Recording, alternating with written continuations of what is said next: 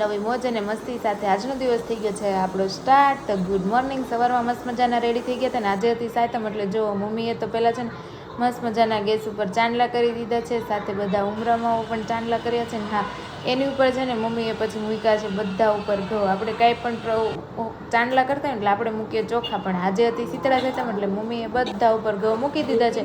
ત્યાંથી આપણે પહોંચી ગયા હતા આપણા ક્લાસ ઉપર. ક્લાસ ઉપર હતું આજે અમારે એક્ટિવિટીમાં આવ્યું હતું કે શિવલિંગ બનાવવાનું, એટલે જો બધા જ પોતપોતાની રીતે મસ્ત મજાની મહેનત કરતા હતા. અને આજે છે ને શિવલિંગ બનાવવાની છે એટલે જો બધા માટી સાથે રમવા બેસી ગયા છે. હા આ કંઈક અલગ એક્ટિવિટી કહેવાય ને, અલગ જ પ્રકૃતિ કહેવાય. એટલે આજે મેં પહેલી વાર મારા ડિવાઇન ગર્ભ સંસ્કારના ક્લાસનો વિડીયો લીધો છે ને જો બધાએ મસ્ત મજાની શિવલિંગ બનાવી છે, સાથે આપણે પણ જોરદારની શિવલિંગ બનાવી હતી.